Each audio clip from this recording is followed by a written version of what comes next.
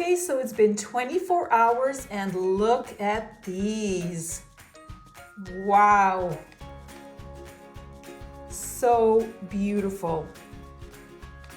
Love, love, love them. I am so happy with these. I think they turned out really beautifully.